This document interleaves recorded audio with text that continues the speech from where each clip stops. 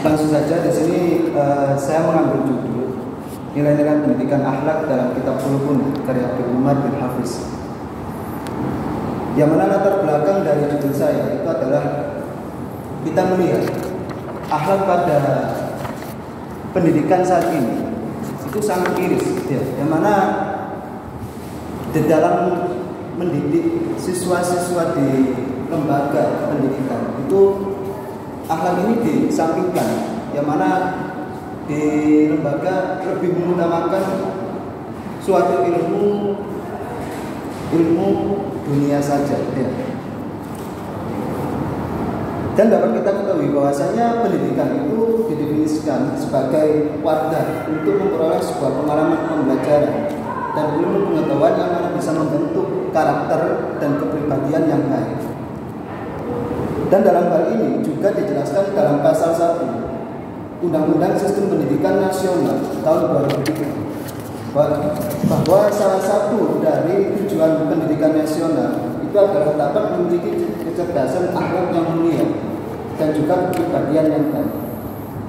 Yang mana juga dijelaskan bahwasanya akhlak itu merupakan jiwa dari segala pendidikan.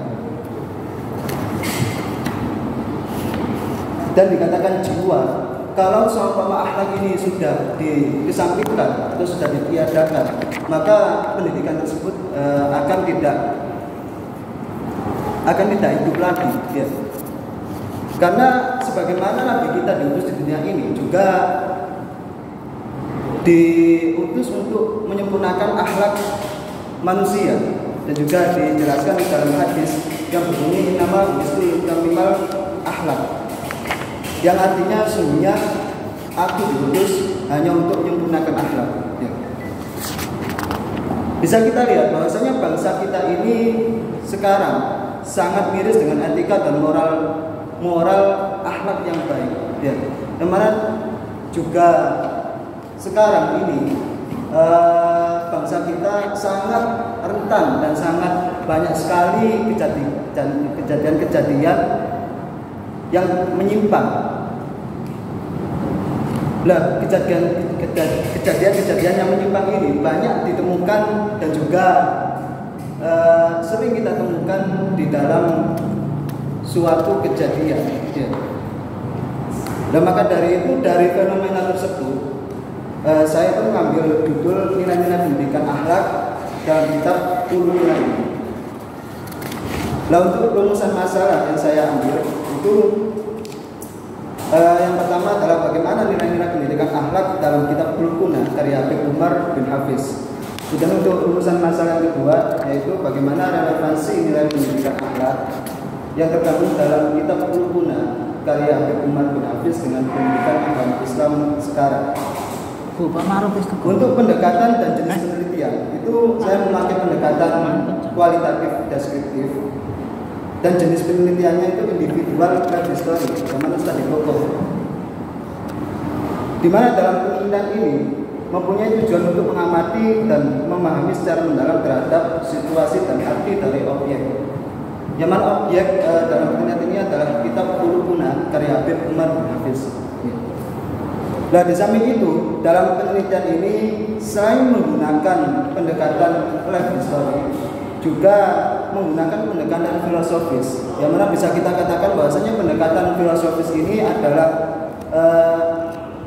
penelitian yang mana meneliti sebuah pemikiran tokoh dan memaparkannya dengan paparan yang nyata.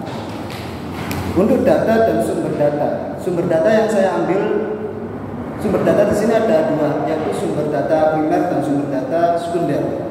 Yang mana sumber data primer itu dari kitab Qulubun sendiri karya Habib Umar bin Hafiz. Nah, untuk data sekundernya itu bersumber dari karya-karya ilmiah dan juga karya-karya lainnya, terutama karya-karya Habib Umar bin Hafiz sendiri yang relevan dan mempunyai kesamaan nilai pendidikan akhlak. Kemudian untuk teknik pengumpulan datanya itu saya mengumpulkan karya-karya yang berhubungan dengan pendidikan akhlak, ya, terutama dalam isi dari karya tersebut yang relevan dengan kitab Qulubun.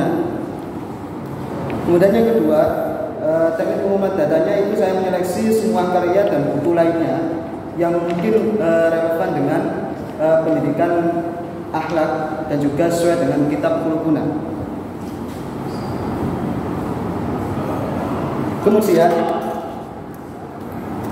teknik analisis data itu yang ada 3 tahapan dalam teknik analisis data ini. Yang pertama adalah reduksi data, di mana reduksi data ini adalah tahap untuk memilih, memilah, dan memfokuskan serta menyederhanakan data yang didapatkan dari semua karya-karya buku yang berisi tentang pendidikan akhlak. Kemudian yang kedua itu menyajikan data, yang mana tahap menyajikan data ini adalah tahap untuk mempermudah dalam membuat kesimpulan. Yang ketiga yaitu tahap verifikasi data, yang mana ini merupakan tahap terakhir dalam menganalisis data, di mana menghasilkan beberapa kesimpulan yang jelas. Kemudian saya mengumpulkan data yang disajikan menjadi satu, lalu menarik sebuah kesimpulan dari hasil penelitian tersebut. Nah, untuk pengecekan keabsahan data itu yang pertama saya melakukan pengamatan secara kontinu dan berkesinambungan. Kemudian triangulasi data itu yang dilakukan untuk menjamin keakuratan dan keaslian data dalam penelitian ini.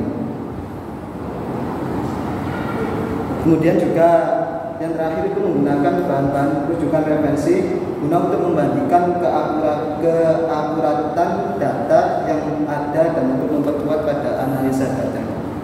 Dan mungkin cukup sekian yang bisa saya paparkan. Kurang lebihnya mohon maaf. Terima kasih.